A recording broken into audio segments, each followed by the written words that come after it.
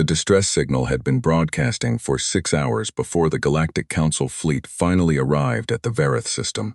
Fleet Admiral Sora Vel stood at the command bridge of the Council warship Eternal Accord and watched the main display screen fill with data. She was a tall Drathari, with pale blue skin and 4 narrow eyes that moved independently when she was thinking hard. Right now, all 4 eyes were moving. The data coming in from the Vareth system was not good. The colony on Vareth 4 was burning. Sora could see the thermal signatures from orbit. Hundreds of structures on the surface were sending up heat plumes into the cold atmosphere. The colony had been a peaceful one, mostly Krellian farmers and a small population of Tuvari traders. They had been there for 3 generations. They had done nothing wrong. They had simply been in the wrong part of the galaxy when the Vorkai decided they wanted more border territory. "Admiral," said her tactical officer, a young Drathari named Veth, "I am reading 14 Vorkai warships in low orbit around Vareth 4. There are also 6 more positioned at the system's outer boundary.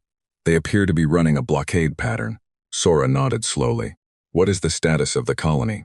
Surface population was approximately 40,000 at last registry count. Sensors are showing heat signatures consistent with large weapons discharge. Many of the eastern settlements are no longer responding to communication pings. Veth paused. He was young and he still struggled sometimes to keep his voice flat when the news was bad. "Estimated civilian casualties are high, Admiral." Sora closed her eyes for a moment. Then she opened them and looked at the rest of the bridge crew. They were all watching her. They wanted to know what the plan was. She wished she had a better one to give them. The Council fleet she commanded was not small. She had 11 warships, 2 heavy cruisers, and a carrier loaded with fighter craft. Against 14 Vorkai warships in defensive orbit plus 6 more at the system edge, those numbers were not comfortable. The Vorkai built their ships thick and mean. Their hulls were heavy. Their weapons were powerful. They did not care much about elegance or speed. They cared about hitting hard and not dying. "Open a channel to the Vorkai command vessel," Sora said. The communication officer, a Tuvari named Priel, worked at her console for a moment. "Channel is open, Admiral." Sora straightened her back and kept her voice calm and firm. "Vorkai Fleet Command, this is Fleet Admiral Sora Vel of the Galactic Council. You are in violation of the Vareth Neutrality Accord, which your government signed 40 years ago. You are ordered to cease all hostile action, withdraw from Vareth 4 orbit, and stand down your vessels. Any further damage to the colony or its population will be considered an act of open war against the Council. Respond, there was all silence." Then a voice came back, deep, rough, and completely unimpressed. "Fleet Admiral, you have arrived with 11 warships. We have 20.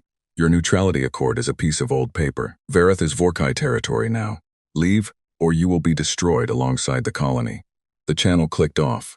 Sora's jaw tightened. She had expected this, but hearing it still made something cold move through her chest. The Vorkai had been pushing borders for 12 years. This was simply the latest push.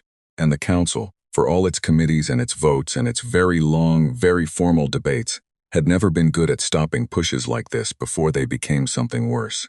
"Admiral," said her sensor officer, a quiet male named Doss, "I am reading unusual energy signatures at the system's outer boundary, beyond the Vorkai blockade line." Sora frowned. "Define unusual. It is I am not sure how to define it, Admiral. The energy pattern does not match any drive signature in our database."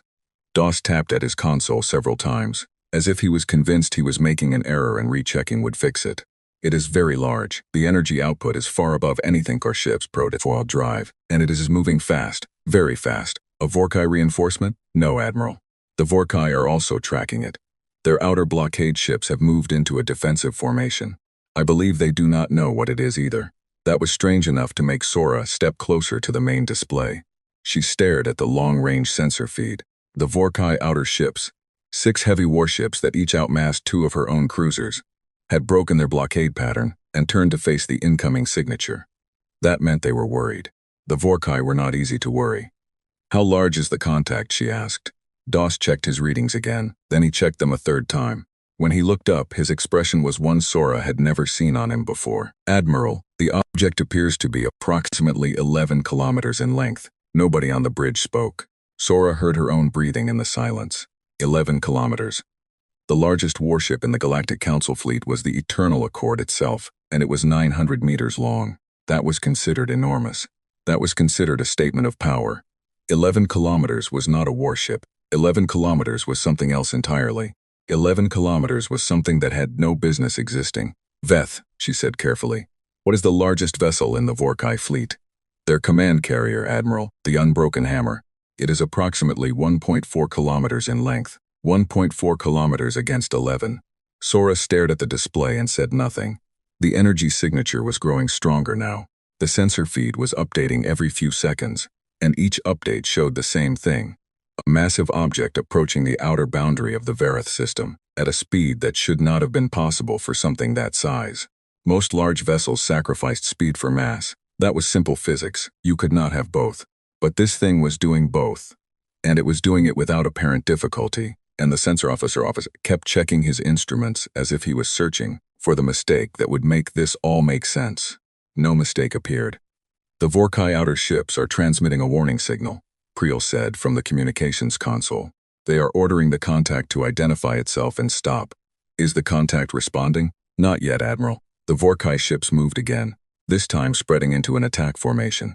Sora knew that formation well. It was what the Vorkai did when they intended to fire first and ask questions after. They had opened with that formation at 3 other border systems in the past decade. It usually ended with the other side in pieces. She watched the formation complete itself on the display. Then she watched the enormous contact drop out of faster-than-light travel. There was a flash on the long-range visual feed, not a small flash. Not the kind of flash a ship made when it dropped out of FTL and the drive energy dispersed. This flash was wide and bright, and it took 3 full seconds to fade. When it faded, the main display updated, and the visual sensors finally had something to look at rather than just energy readings. The bridge went completely silent. What hung in space at the outer boundary of the Verith system was not a ship in any sense that Sora understood the word. It was a structure. It was a vast, dark, angular structure that extended across the visual feed in a way that made her feel small just looking at it. It was shaped something like a blade, long and narrow at the front, widening toward the back into a series of massive sections that were clearly distinct hull segments. The hull itself was dark gray, almost black, with lines of running lights across its surface that looked, from this distance, like stars on a very orderly night sky. There were weapons arrays visible even at long range, rows and rows of them, arranged along the dorsal and ventral surfaces. There were what appeared to be launch bays, not 1 or 2, but dozens, arranged in columns along both sides of the main hull.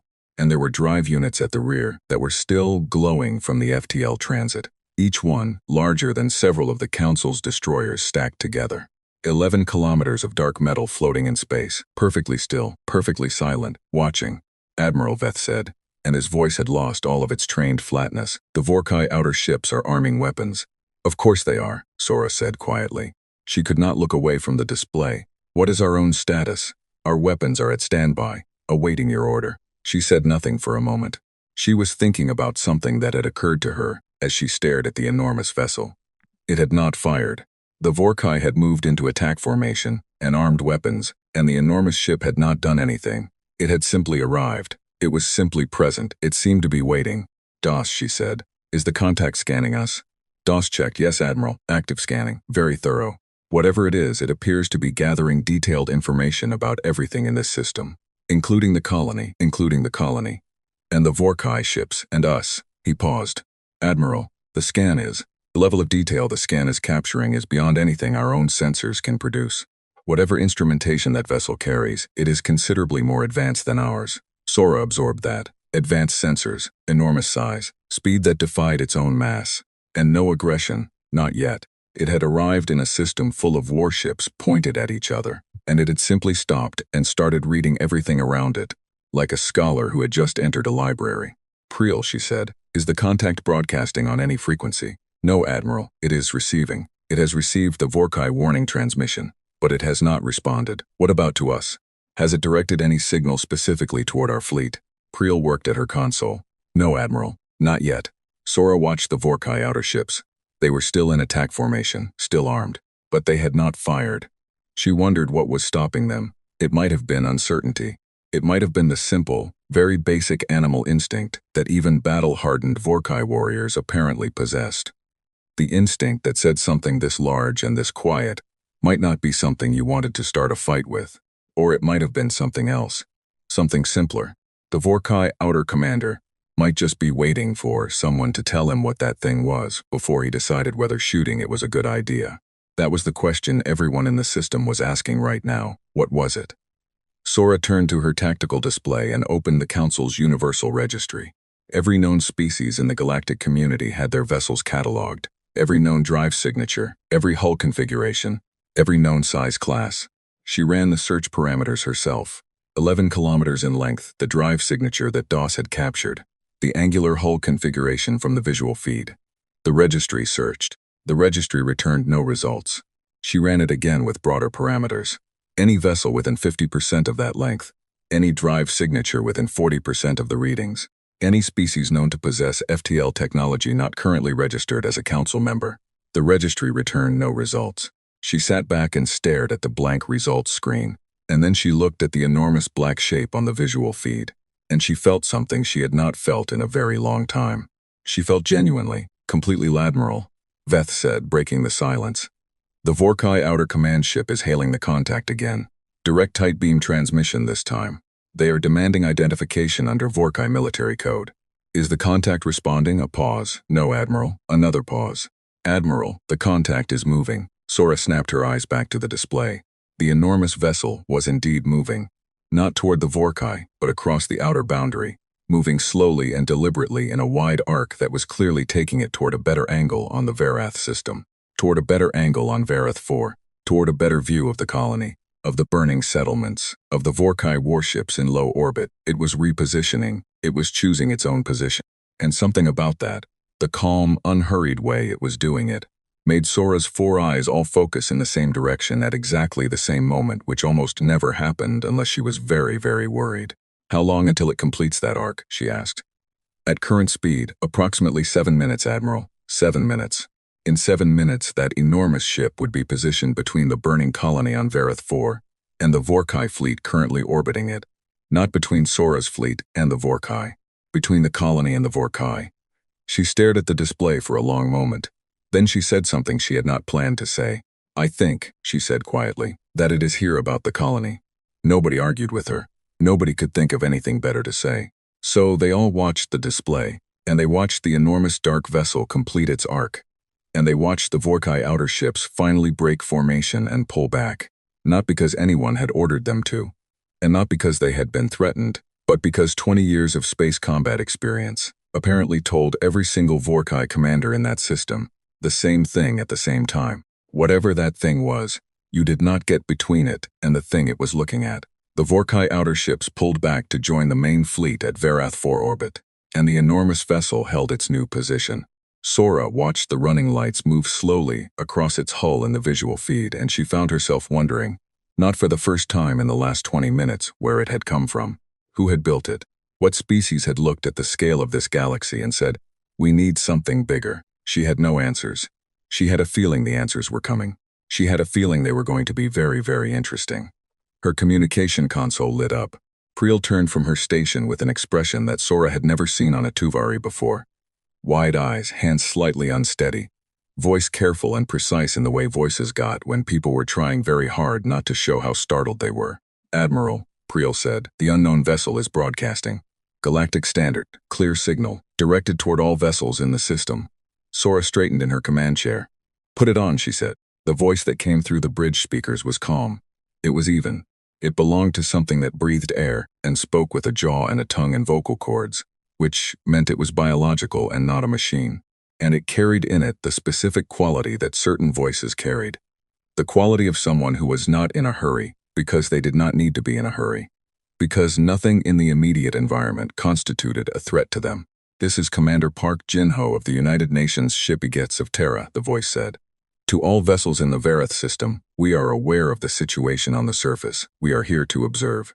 We ask that all parties hold their current positions. We will be in contact shortly. The transmission ended. The bridge was very quiet. Sora looked at Priel. Run that name through every database we have. Priel ran it. No results, Admiral. No match in any known species registry. No match in any language database. The name structure is unrecognized. Sora nodded. She had expected that. She looked at the enormous dark ship on the display. The Aegis of Terra. She did not know what that meant. She did not know what a United Nations ship was, or what Terra referred to, or who Commander Park Jin-ho was, or what species spoke with a voice like that. Steady and warm and completely, entirely unafraid. She knew one thing. Whatever came next, the Vareth system had just become the most important place in the galaxy, and she had a feeling it was going to stay that way for a very long time. The silence after the transmission lasted exactly 4 seconds. Then everyone on the bridge of the Eternal Accord started talking at once, and Fleet Admiral Soravel had to raise her voice sharply to cut through all of it. The crew quieted down, but she could see it in their postures, the tension, the confusion, the nervous energy that came from standing in the middle of something nobody understood. She understood the feeling. She shared it, but she was the Admiral, and being the Admiral meant she did not get to show it. "Veth," she said, keeping her voice level, "full sensor sweep on the contact, everything we have. Hull composition, weapon count, life sign readings, everything. Already running, Admiral. Priel, get me a line to Council High Command. Priority channel. Encryption level 1. Opening the line now, Admiral. DOS, I want that drive signature analyzed. I want to know if it matches anything at all, in any database we carry on this ship. Cross-reference against old records, pre-council records, theoretical vessel design models, everything." "Yes, Admiral." She turned back to the main display and studied the enormous vessel. It had not moved since the transmission. It sat at the outer edge of the system in its chosen position, running lights tracing slow, steady patterns across its hull, drive units cooling to a dull glow. It looked, if such a word could be applied to something 11 kilometers long and covered in weapons, patient. It looked like it was comfortable waiting. That itself was interesting. Most vessels that arrived in a disputed system with that kind of firepower did not position themselves and wait. They either moved to assert dominance immediately, or they held back at a safe distance. This vessel had done something different. It had moved to a specific position, one that placed it as a clear obstacle between the Vorkai fleet and the colony on Vareth 4. And then it had stopped, announced itself calmly, and told everyone to hold still. It was the behavior of something that had a plan, and was in no rush to execute it. The Vorkai, for their part, were doing something Sora had rarely seen them do. They were holding still. The 20 Vorkai warships were still in formation around Vareth 4 and at the outer boundary, but they had not attacked. They had not advanced. They had not sent another warning transmission. They were sitting in their positions, and presumably staring at their own sensor feeds, and trying to figure out what they were looking at, just like everyone else. Veth completed his initial sensor sweep and turned with his report. "Admiral, hull composition on the contact is partially readable. The outer layer appears to be a metal alloy we do not have in our materials database. The density is significantly higher than standard hull plating, roughly 3 times the density of our best armor composites. There is also what appears to be an energy field layered over the hull, not a standard shield configuration. The geometry is different, more integrated. Weapon count?" Veth hesitated. "That is where the reading becomes difficult, Admiral. I can identify what are clearly weapons emplacements along the dorsal and ventral hull. I count over 200 distinct installations. However, there are additional structures that I cannot classify. They may be additional weapon types we do not recognize, or they may be support systems. I cannot say with certainty." He paused again. "The launch bays I can count clearly. There are 48 of them, Admiral. Each bay appears large enough to house multiple craft, 200 weapons emplacements, 48 launch bays. On a single ship." Sora processed that. Life signs rare but unusual. The life sign configuration suggests a biological crew, oxygen breathers, carbon-based biology, consistent with several known species types, but the density is low for a ship that size. I am reading approximately 6,000 life signs across the full vessel length. 6,000. On an 11-kilometer ship, the Eternal Accord carried 800 crew across 900 meters. If you scaled purely by volume, something the size of the Aegis of Terra should carry tens of thousands, unless the ship was heavily automated. Unless the crew was small by design, managing systems too advanced to need large numbers of hands. "Council High Command is on the line, Admiral," Priel announced. Sora moved to the encrypted communication terminal and pressed the contact point. The face that appeared on the small screen was High Counselor Dawn, an older Drathari male, silver blue, with the carefully composed expression of someone who had been in political positions long enough to have mastered the art of looking calm while being anything but. "Admiral Vel," Dawn said, "we are receiving your sensor data in real time. This vessel, you have no identification on it." "None, Counselor. It appears in no registry. Its drive signature is unknown. Its hull composition does not match any material in our database." The commander identified himself by name and gave the vessel a designation, Aegis of Terra, but neither the name nor the designation matches any known species or civilization.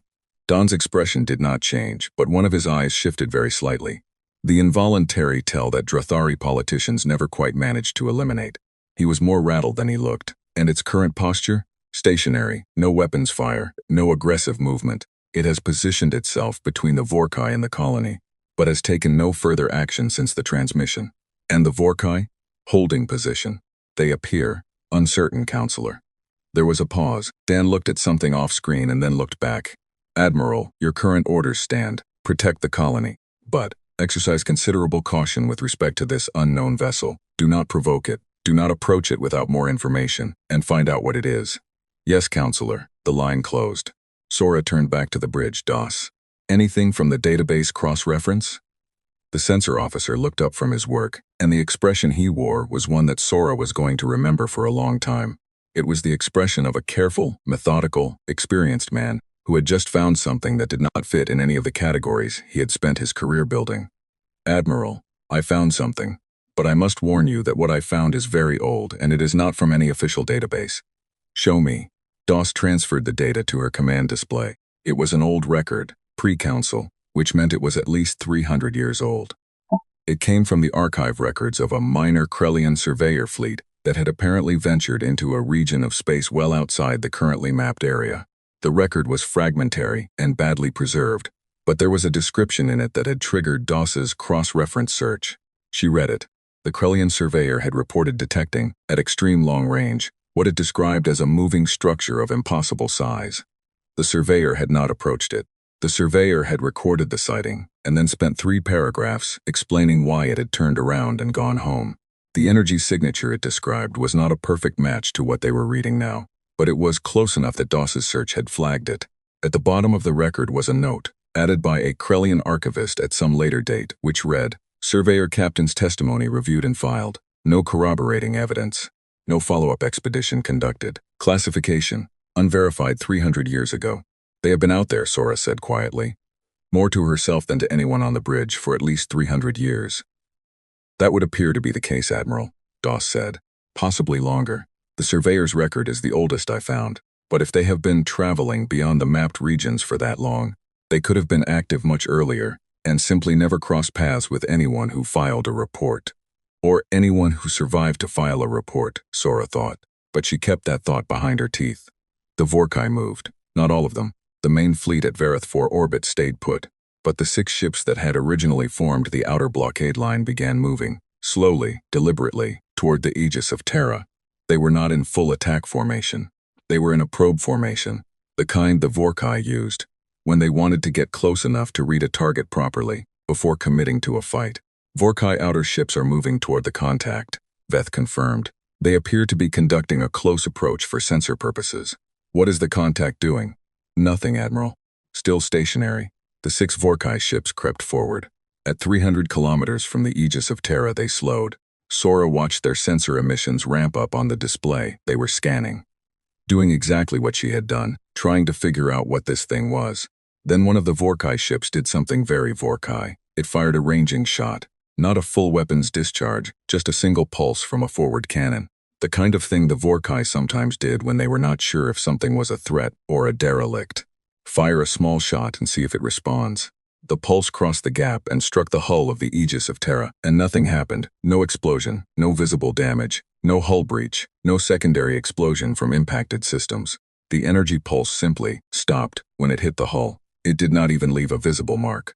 It was as if the ship had simply absorbed the shot and processed it the way a large animal processed the sting of a small insect, without apparent effect, without apparent concern.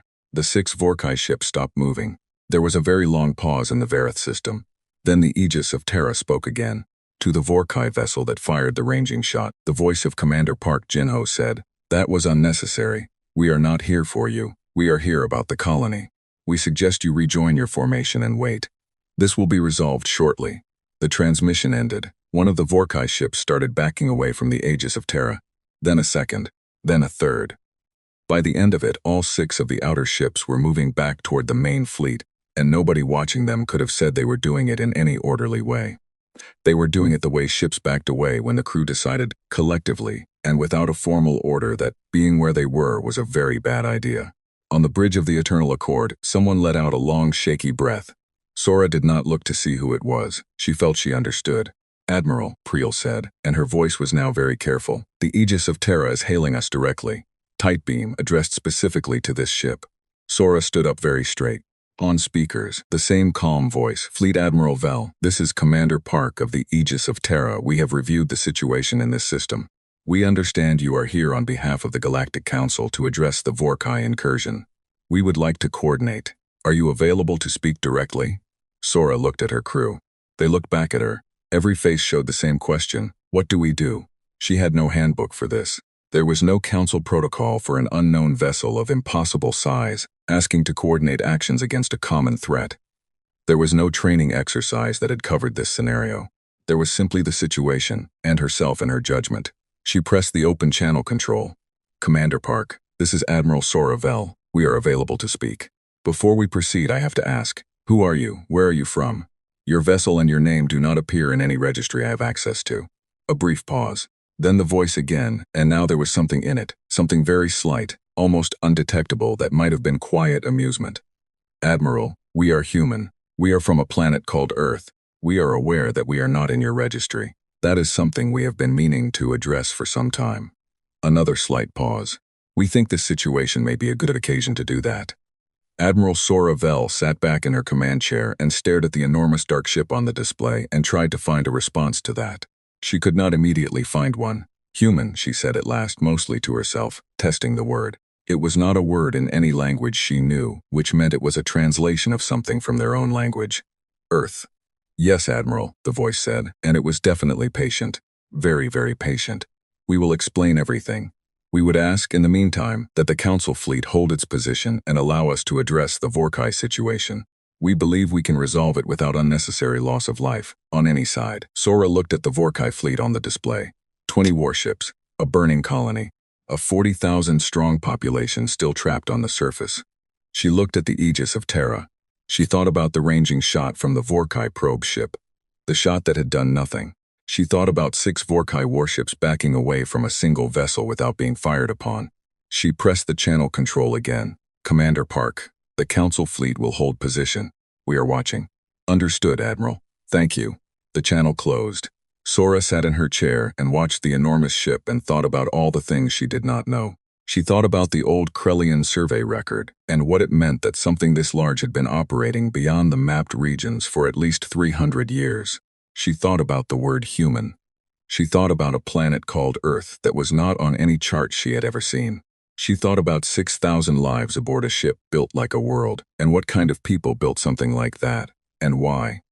After 300 years or more of watching from the darkness, they had decided today was the day to step forward. She was still thinking about all of it when the Vorkai main fleet finally made its next move, and that was when things truly began. The invitation came 20 minutes after the last transmission. A short, clean message directed to the Eternal Accord from the Aegis of Terra, signed by Commander Park Jin-ho, suggesting that a small delegation from the Council fleet might wish to come aboard for a direct meeting. It stated that a shuttle bay on the port side of the vessel, approximately at the midship mark, would be made available.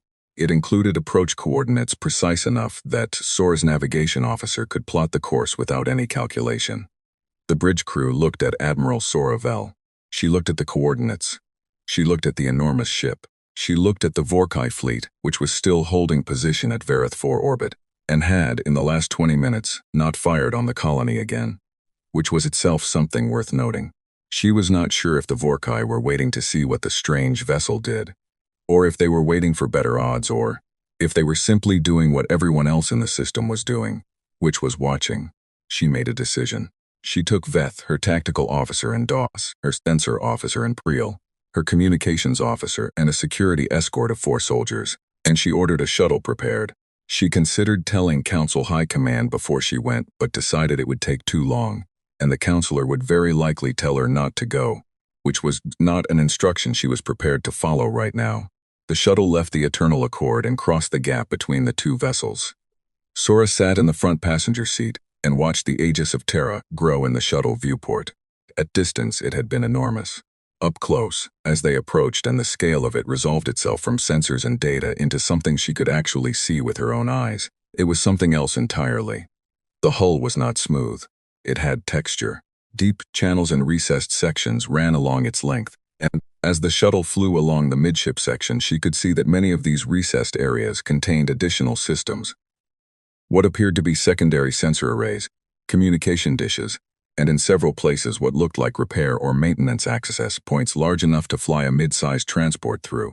The metal itself was dark, almost black in the shadow of the ship's own bulk, but where the starlight caught it at the right angle, it had a quality to it, a faint structural pattern in the alloy, like something that had been built to last, not just for the mission it was currently on.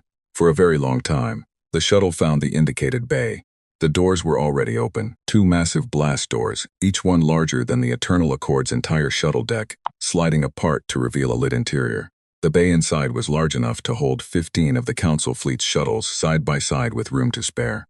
It was clean, well lit, with a warm white light that felt deliberate, and as they descended and landed on the deck, Sora could see a small group of figures waiting, the humans. She had been trying to prepare herself for this moment during the shuttle transit. She had thought about what she might see, some kind of species that had never made contact with the galactic community, possibly something very different from anything she knew. She had steeled herself for the unexpected. She had not quite expected to see something so close to familiar. There were 6 of them standing on the deck as the shuttle ramp descended. They were bipedal, 2 arms, 2 legs, 1 head. The head was proportioned differently from Drathari, smaller, rounder, with eyes that faced forward in a way that suggested something that had, at some point in its evolutionary history, needed to judge distance as well. The eyes were various colors. 2 of the figures had dark eyes, 1 had pale ones, 1 had eyes that were a shade somewhere between brown and amber. They had no scales. Their skin was smooth, and it came in shades that ranged from very light to a deep warm brown. They were, compared to most Drathari, quite compact, not as tall on average, not as long-limbed, but they held themselves in a way that communicated something. It was the same way that certain commanding officers held themselves in all species. Upright, relaxed, and completely at home. The one in front was slightly taller than the others. He wore a uniform that was dark and close-fitted, with markings on the collar and sleeve that Sora guessed were rank indicators. His hair was dark and worn short, his face was calm. His eyes, when they met hers as she came down the shuttle ramp, were a steady, dark brown, and they carried the same quality she had heard in his voice over the communication channel. Not aggressive, not boastful, not cautious. Just present. He stepped forward and extended one hand toward her, palm open, in a gesture that felt like. She searched her memory. Something like a greeting gesture used by several species she knew, meaning no weapons held, no threat intended. Admiral Vel, he said. His galactic standard was perfect, better than perfect. It had a natural quality to it, as if he had been speaking it for years. I am Commander Park Jin-ho of the United Nations ship Aegis of Terra. Thank you for coming. She hesitated only briefly before returning the gesture, touching her fingers to his. It seemed to be what the gesture required. His grip was firm and then released. Commander Park, thank you for the invitation. She looked at him carefully. Your galactic standard is very good. We have had time to study it, he said. The slight thing in his voice again, the same almost amusement she had heard before. Please, come with me. There is a briefing room where we can speak. I imagine you have many questions. That, she said, is a considerable understatement, he smiled. It was the first time she had seen the expression clearly enough to read it. It changed his face, made it warmer, more open. She had seen that expression on Drathari, on Krellians, on Tuvari. It appeared that whatever else humans were, they were something that smiled. She followed him through the bay door and into the interior of the Aegis of Terra. The corridors were wide. Not absurdly wide, but comfortably wide. Enough that 6 or 7 people could walk abreast without crowding. The ceilings were high. The lighting was consistent and warm. There was signage on the walls in a script she did not recognize, presumably the human's own language, and in Galactic Standard below each sign. She noted that when she looked at the Galactic Standard translations, they were accurate, detailed, not the kind of translation that came from a rough dictionary, but the kind that came from someone who genuinely understood the language. The crew they passed in the corridors looked at the delegation with open curiosity but not hostility. Sora looked back. She saw the variety again, different skin shades, different sizes, some taller and some shorter, hair in different shades and lengths. They all wore the same dark uniform. They all moved with a purpose and efficiency that she recognized as the walk of trained military personnel. But there was something else in how they moved through this ship. A comfort, a sense of belonging. They were at home here, the way that crew members were at home, in a vessel they had spent years aboard. Commander Park brought them to a briefing room that was, relative to rest of the ship, modestly sized. There was a long table, chairs clearly designed for the human body proportions but with adjustable sections that had apparently been reconfigured for Drathari proportions. She could see the adjustment marks, which meant they had known who was coming, which meant they had prepared. She found a seat. Park sat across from her. The other humans, his officers, clearly, took positions around the table. Sora's crew settled around her. "I will start with the obvious question," Sora said, "because if I do not ask it first, I will not be able to focus on anything else. How long have you been in this galaxy?" Park looked at his officers briefly. Something passed between them, not spoken, just a look. Then he turned back to Sora. "Our species evolved on a planet called Earth in a star system we call Sol, located in the inner regions of the galaxy. We developed interstellar travel approximately 300 years ago by the local calendar. Since then, we have been exploring, Sora repeated, for 300 years, without making contact with any known species. We made contact with several species," Park said. "Some of those contacts were not peaceful. We learned early that approaching unknown civilizations required care. And time." He paused. "We have been observing the galactic community for a significant portion of those 300 years. We have learned your languages, your histories, your political structures. We chose to wait until we felt we could engage in a way that was productive." Sora stared at him. "You have been watching us for 300 years, and you said nothing, yes. While wars happened, while colonies were taken, while the Vorkai have spent 12 years expanding their borders." Park's expression did not flinch from that. He met her eyes steadily. "We were watching," he said, "and learning, and building." "Building what?" He looked at her for a moment and then said simply, "This." She thought about what that word meant in this context. 300 years of building. 300 years of what those Krellian surveyors had seen from far away and decided not to approach. She thought about the sensor readings of the hull. 3 times the density of the best armor in the Council's arsenal. The 200 weapons emplacements. The 48 launch bays. The 6,000 crew managing a vessel 11 kilometers long, and this was one ship. "How many ships do you have?" she asked. Park looked at her for a moment. Then he said, "Admiral, before I answer that, I think there are things about the current situation we should address. There is still a burning colony in this system, and a Vorkai fleet in orbit around it." She recognized the answer for what it was, a deliberate deferral. He was not going to answer that question yet. She filed it away and moved on. "What is your intention regarding the Vorkai?" "We intend to ask them to leave," Park said. Sora waited for more. More did not come. "That is all?" "That is the first part. If they comply, no further action will be needed. The colony will be assessed for relief needs, which we are prepared to assist with. Council authority over Vareth will be acknowledged and supported." He folded his hands on the table. "If they do not comply, the situation will require a different approach, but I would prefer to try the conversation first." The Vorkai, Sora said carefully, "do not generally respond well to being asked to do things they do not want to do." "I am aware," Park said. "I have been reading your historical records for quite some time, Admiral." Doss, sitting beside Sora, leaned forward slightly and spoke for the first time since they had come aboard. He was a careful and methodical man, and he asked careful, methodical questions. "Commander Park, the energy discharge from the Vorkai probe ship earlier, when they fired the ranging shot at your hull, you appeared to sustain no damage." Park glanced at the sensor officer. "Correct.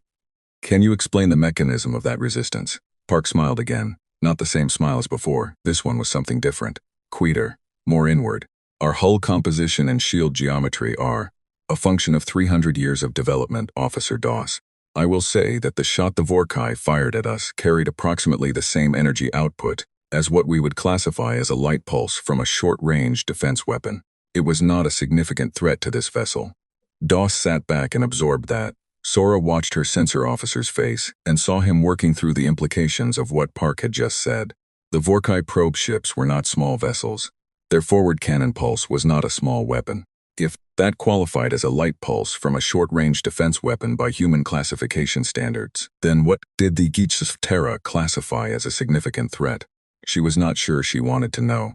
"Commander," Veth said, the tactical officer, unable to help himself. "The weapon emplacements along your hull, can you tell me what class they are?" Park looked at Veth. "We use several different systems," he said. "Rail-based kinetic drivers, energy projection weapons in several frequency ranges, missile launch systems, and some systems I am not going to describe in detail at this time." The short version, Officer Veth, is that they are sufficient for our operational requirements. Veth stared at him for a moment, and then sat back and said nothing. Priel spoke next, the communications officer's practical mind going to the practical question.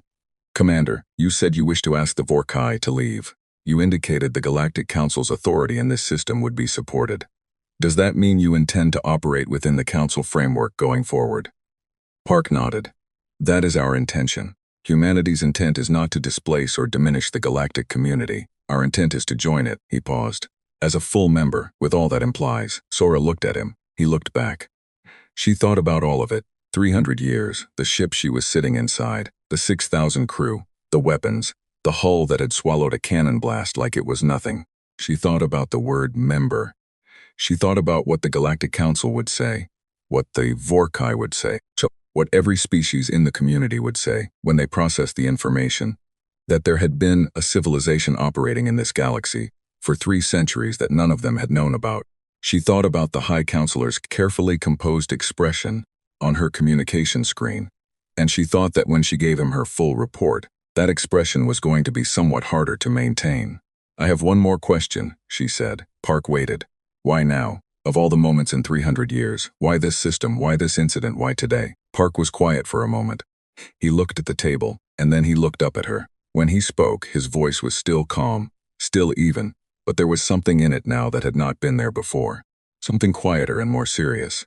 Because 40,000 people are on that surface, he said. And they are dying. And we are here, and we can stop it, and there is no longer any reason, sufficient reason to wait. The briefing room was very quiet. Sora looked at him for a long moment. She thought about the 300 years of watching.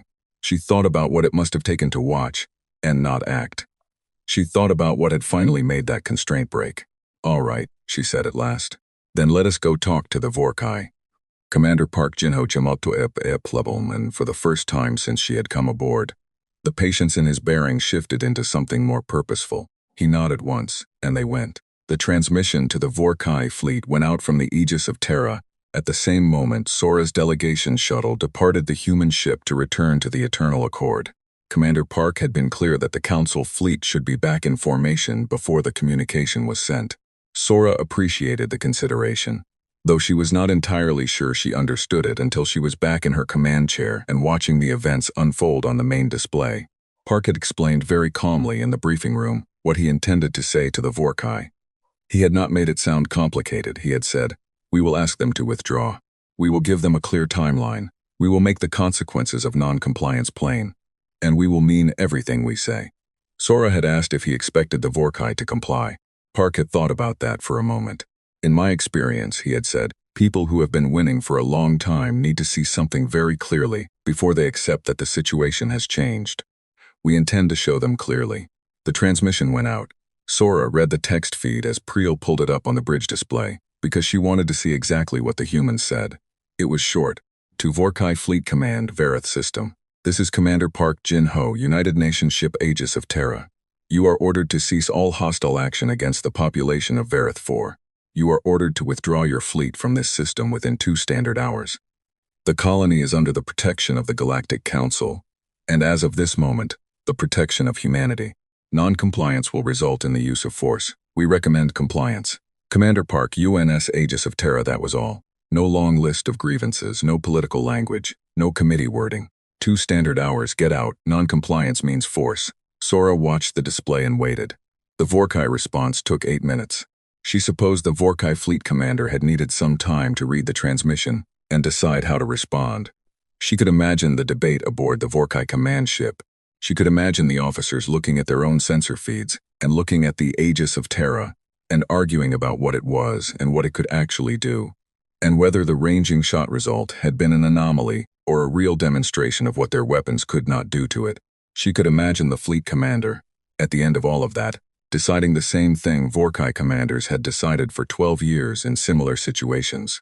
That the thing in front of them was an obstacle, and obstacles were there to be removed. The Vorkai fleet moved, not just the outer ships this time, all of them. All 20 warships began to reposition, and Veth read the formation change with the flat voice of a trained officer who was not allowing himself to show what he was thinking. Vorkai fleet is transitioning to full combat formation, Admiral. They are advancing on the Aegis of Terra.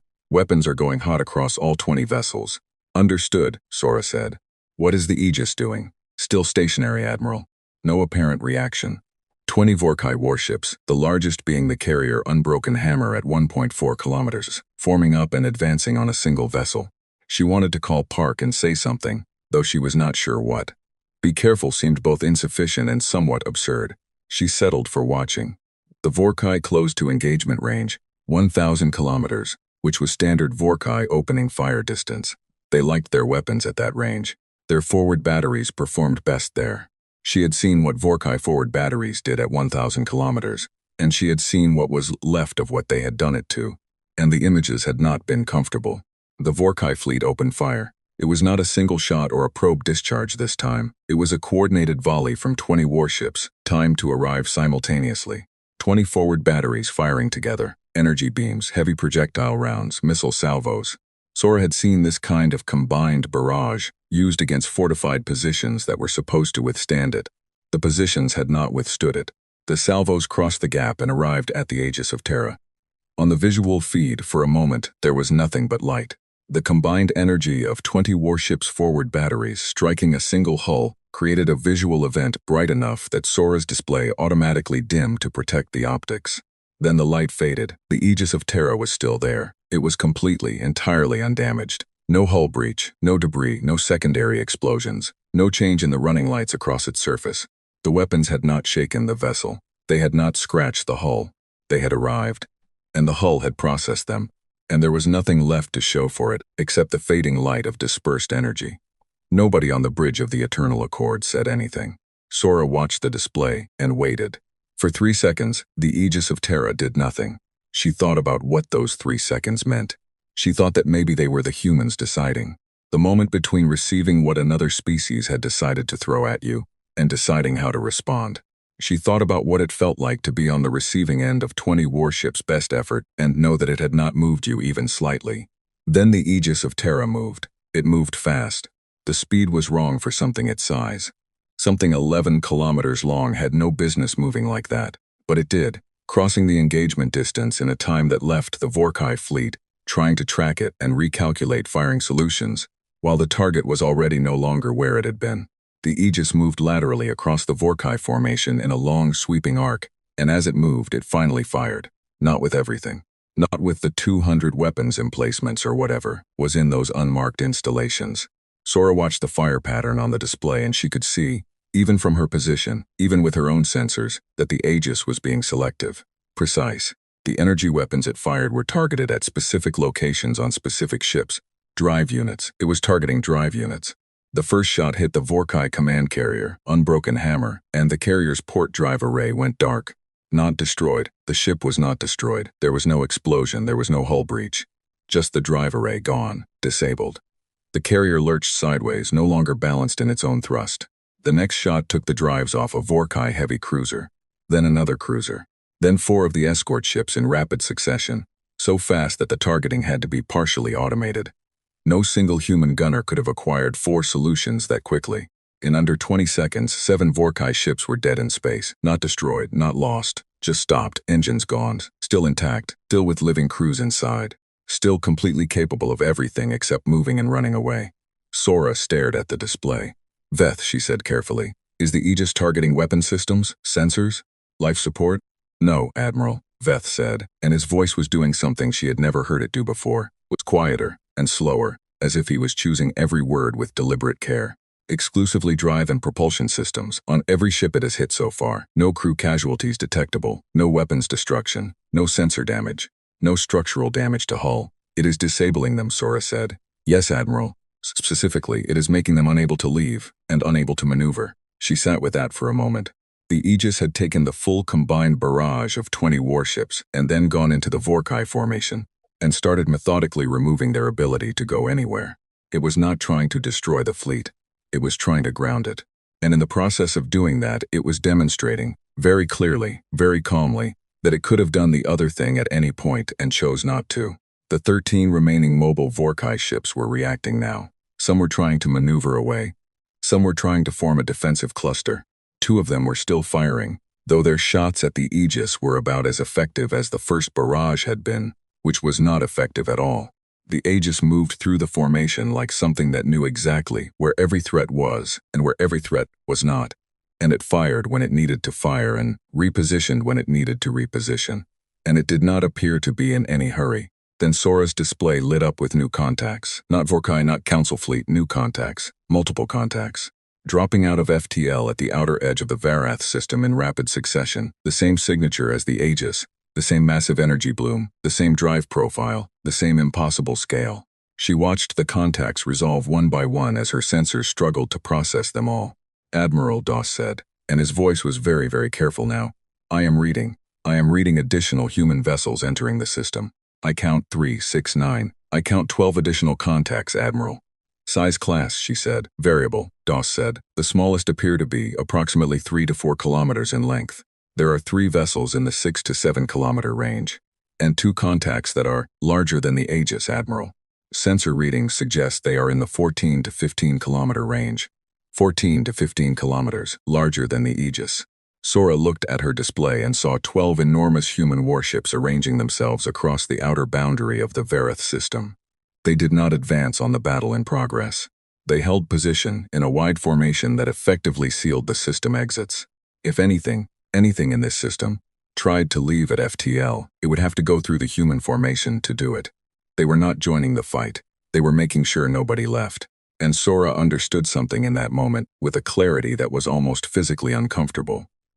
The humans had not needed 12 ships to handle the Vorkai fleet. The Aegis of Terra had been demonstrating that for the last several minutes all on its own. The other ships were not here because the Aegis needed help. They were here because this was the humans' announcement. This was them saying, clearly and without any ambiguity whatsoever, that they were present, they were organized, they were here in numbers, and what the galaxy was seeing right now was not an exception. This was not one ship that had decided to act. This was a fleet that had decided to step forward. Back in the main engagement, the Vorkai fleet was down to 9 mobile ships, then 6, then 4. The Aegis worked through them methodically. Drives gone, propulsion dead, ships drifting. The Vorkai were still firing. It seemed they did not know how to stop, or could not bring themselves to stop. But their shots were doing exactly what all the previous shots had done, which was nothing. The last mobile Vorkai ship tried to run. It turned and pushed its drives to maximum and headed for the system edge at full speed. The Aegis did not chase it. It did not need to.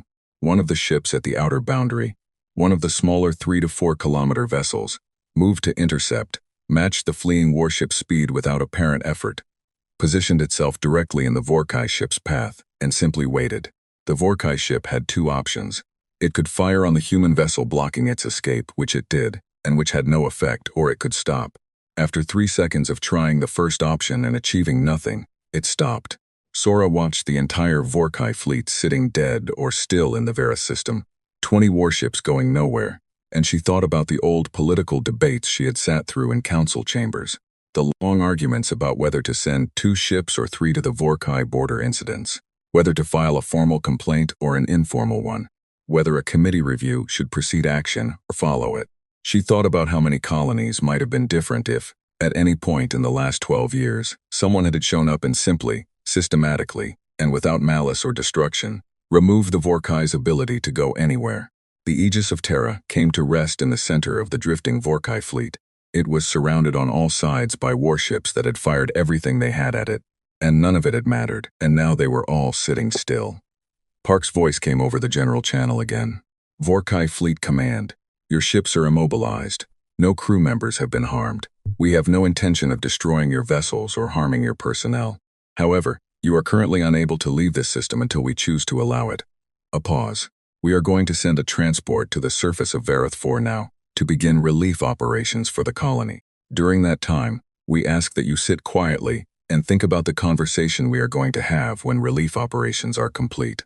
That conversation will involve your withdrawal from all territories taken in the past 12 years, reparations to damaged colonies, and a formal agreement regarding future border conduct.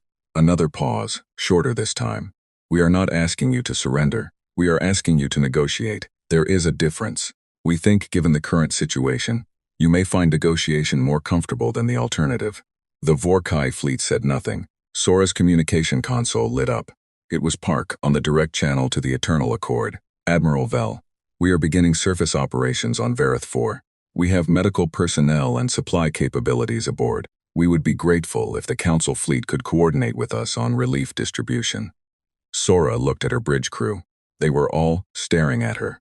She read in their faces every emotion she was feeling herself: the shock, the recalibration, the attempt to process the last 40 minutes and put it into a framework that made sense. There was no framework. Something entirely new had just happened, and the old frameworks were not built to contain it. "Commander Park," she said into the channel. She kept her voice steady. She was the Admiral, and being the Admiral meant certain things. "We will coordinate on relief operations. We have medical teams available." "Thank you, Admiral." "Commander." She paused.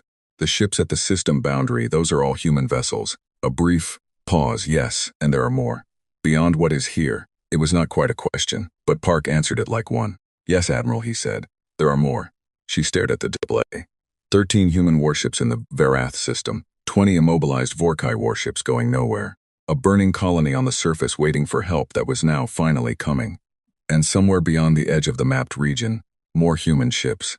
She exhaled slowly and then straightened in her chair. "Begin relief coordination," she told her crew. "All departments, stand down from combat alert and prepare to assist surface operations." They moved. They were good people, her crew, and they moved. Sora kept her eyes on the display for one more moment. On the enormous dark shape of the Aegis of Terra, holding the center of the system like it had always been there. Like it intended to stay. She thought about the galaxy she had known yesterday. The maps and the borders and the carefully maintained ledger of who had what and who wanted what. Then she thought about the galaxy she was sitting in right now. They were not the same galaxy. She was not sure they would ever be the same galaxy again. The relief operations on Verath 4 took 31 hours. In that time, Sora Vel did not sleep. She was not sure any of her bridge crew slept either.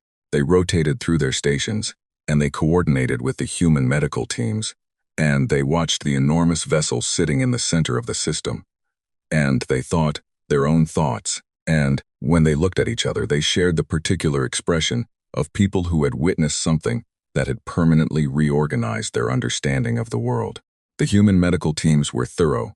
That was the word Sora kept coming back to. Thorough. They arrived on the surface in transports that descended from the Aegis's launch bays in groups of 4 and 6. And they brought with them not just medical personnel but supplies. Enough supplies that Sora's logistics officer, a careful Drathari named Hess, spent an entire hour cataloging what was being offloaded, and then came to Sora with the catalog and said, with great precision, "Admiral, they brought enough medical material for a population approximately 3 times the size of this colony. They appeared to have prepared for this in advance." Sora had looked at the catalog and said, "Yes, I believe they did," which meant they had known about the Verath situation before arriving, which meant they had been monitoring closely enough to know not just that it was happening, but how bad it was, which meant the timeline of the Aegis of Terra's arrival was not coincidence. They had come specifically, deliberately, because they had decided this was the moment and this was the place. 31 hours. The injured were stabilized, the fires were out. The eastern settlements, the ones that had gone dark on the sensor feed, had been reached on the ground, and the human teams reported back steadily to the coordination channel that Sora's communications officer had established between the fleets. The reports used numbers and medical terminology and logistics data, but underneath all of it was the same clear story. People who had been dying were now being kept alive, and people who had been afraid were now being helped, and the colony of Verath 4 was going to survive this. On the second morning, the negotiations with the Vorkai began. Sora was present for them, seated at a table inside a large conference space on the Aegis of Terra that could not have been there before the delegation's first visit. It had been configured specifically, she suspected, with the right furniture for several different species and space enough for a significant number of representatives. The Vorkai fleet commander came in person. He was large, as Vorkai tended to be, a deep gray-green, heavily built, with the kind of physical presence that came from a life spent in military command. He sat down across from Commander Park and looked at him with the flat, assessing gaze of someone trying to read an opponent. Park looked back at him with the same quiet patience he had shown in every interaction Sora had witnessed so far. The Vorkai commander's name was Grak Tur. He had been in the Vorkai military for 37 years. He had commanded 3 border operations, and this was his 4th. He did not speak immediately. He looked at Park. He looked at Sora. He looked at the table. Then he looked at his own hands, as if consulting something, and then he looked back at Park. "What do you want?" he said. Withdrawal from all territories taken in the last 12 years, Park said. His voice was the same as it had been in every other conversation. Even, clear, without heat or triumph. Full withdrawal. Not partial, not phased over a decade. Completed within 60 days. Standard mapping and census teams from the Council will verify compliance. Galactic said nothing. Reparations to the affected colonies, Park continued. The Council will establish the figure. It will be paid. The Vorkai government will be given a reasonable timeline. Galactic still said nothing. And a formal binding agreement on border conduct going forward. With verification mechanisms. With meaningful consequences for violations. Park paused. Consequences that will involve us. The room was quiet. Galactic looked at the table again. He looked like a man doing a calculation. A man who had always been very good at the kind of calculation that involved warships and firepower and fleet numbers. And who could take what from whom, and who was now finding that the calculation had a new variable in it that changed every answer he reached. His ships were outside, sitting still in space, their drives gone. His crews were unharmed, his vessels were intact. The humans had done all of that without killing a single Vorkai soldier. And standing just outside the mapped borders of the galactic community were more human ships. How many more? Nobody at this table knew except the calm man sitting across from him. You are asking me to sign away 12 years of territorial expansion, Galactic said. His voice was low and not exactly angry, more the voice of someone working through an unwelcome reality. Yes, Park said, on behalf of the Vorkai government, which I do not represent at this table. You are the senior Vorkai officer present in this system. The agreement you sign here will be transmitted to your government, with our recommendation that it be honored. The alternative is that we transmit the sensor logs from this engagement to every government in the galactic community, and begin a formal discussion with the Council about border protection measures, which will involve us. Park's voice was still even, still patient. We would prefer not to do that. We would prefer to give your government the opportunity to make this choice independently. Another silence. Galactic looked at him for a long time. You could have destroyed my fleet, he said at last. It was not a complaint. It was a statement of fact that was clearly the thing he had been sitting with since the engagement ended. Yes, Park said, but you did not. No, why not? Park thought about the question for a moment. When he answered, his voice was the same, but there was something in it that had not been there in the earlier responses. Something that was not quite heavy and not quite tired, but was somewhere in that territory. The voice of someone who had thought about this question many times before answering it. Because the goal is not to destroy, he said. The goal is to stop the harm. Those are different things. You were not here because your soldiers are evil. You were here because your government has been moving borders, and nobody has stopped it. We stopped it. You do not need to be destroyed for that to be true. Galactic was quiet for a long time after that. Then he signed the agreement. He signed it with a Vorkai marker on a physical document that Park's people had printed specifically for the purpose. And when he finished signing, he sat back and looked at the document and looked at Park and said nothing else. He looked like a man who had just watched the map he had lived by his entire career be replaced by a different map, and who had not yet decided how he felt about living by the new one. Sora understood the feeling. The Vorkai fleet was released in groups over the following 6 hours. Park's engineers, or whatever they were called, the technicians who had handled the drive disabling, had apparently been preparing repair components for the Vorkai drives during the negotiations, which was either a very practical gesture or a very deliberate one, and Sora suspected it was both.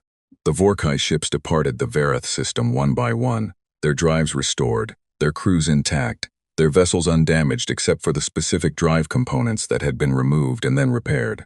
The Vorkai fleet commander, departing last on the Unbroken Hammer, sent a single final transmission to the Aegis of Terra.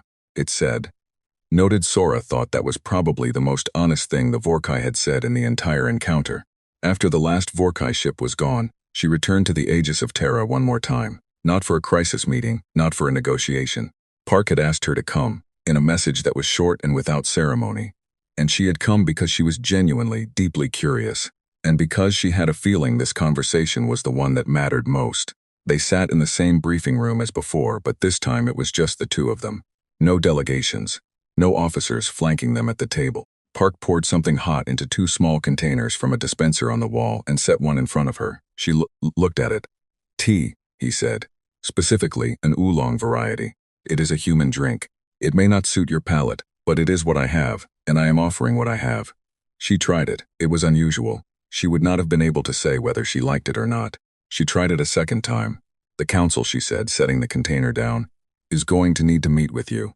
"Yes," he said. "High Counselor Dan will want a full briefing. The other council members will have questions. Many questions. The presence of an unknown civilization of your capabilities is going to cause significant," she searched for the right word, "discussion." "I imagine so," Park said. "I need to be honest with you, Commander. There will be fear. Not everyone will respond the way I have responded. There are species in the Council who will see your fleet and see a threat regardless of what you intend." "I know," he said. He held his tea with both hands in the way she had noticed humans did, as if the warmth of the container was something they were seeking. "We expected that. It is part of why we waited as long as we did. We wanted to have something to offer, not just capability. We wanted to have a record, actions that demonstrate intent." "Today was the demonstration," she said. "Today was the beginning of the demonstration," he said. She looked at him. "How many ships, Commander?" "You deferred the answer before." He looked at his tea. Then he looked up at her.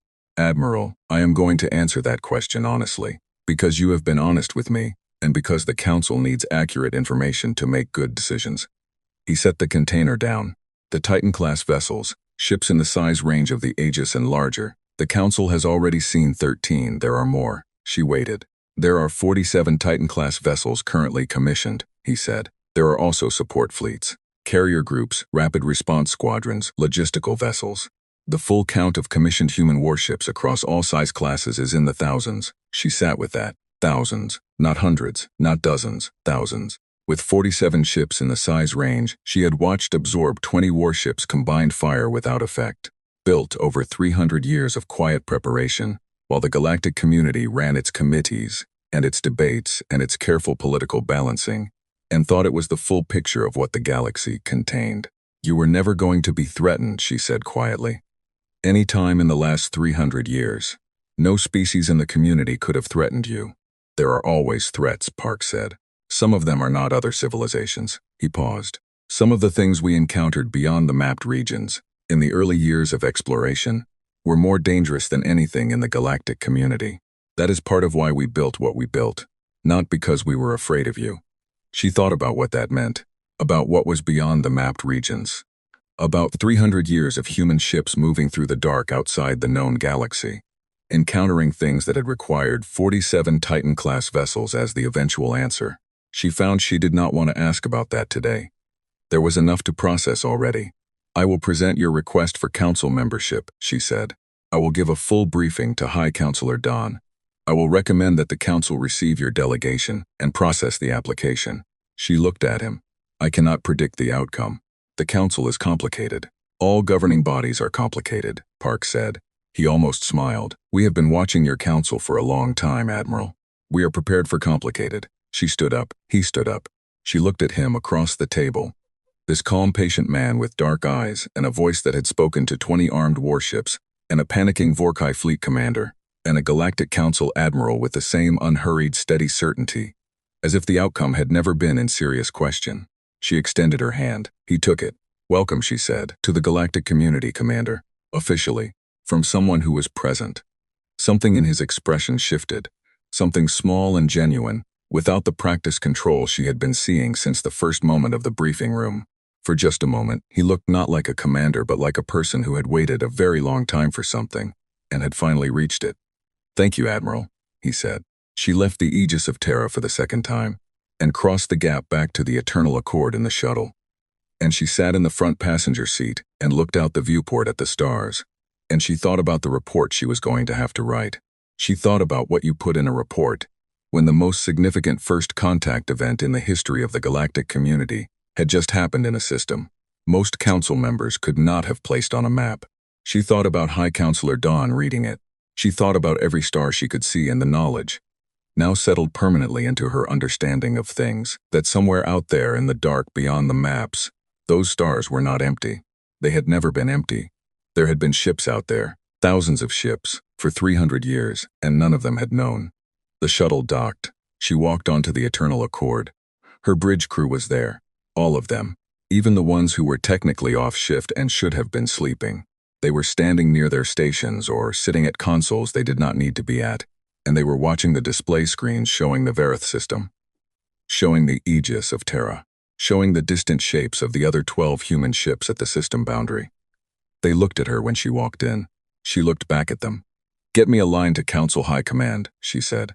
"Priority 1. I need to speak with the counselor." She moved to her command chair and sat down. "And someone send a message to Commander Park. Tell him we will be in touch regarding the formal council introduction proceedings." Her communication officer opened the priority line. Her crew moved at their stations. Outside the viewport of the Eternal Accord, the Aegis of Terra sat still in the Vareth system, running lights moving slowly across 11 kilometers of dark hull in the starlight, patient, present, waiting for the galaxy to catch up. When High Counselor Don's face appeared on the communication screen, still composed, still silver blue, still wearing that carefully neutral expression, Soravel looked at him and thought of exactly the right way to begin. She said, "Counselor, I need you to open a new file in the Council Registry. The name of the entry will be Humanity. And I need you to clear your calendar for the next several days. What I have to tell you is going to take some time." The High Counselor's carefully composed expression shifted.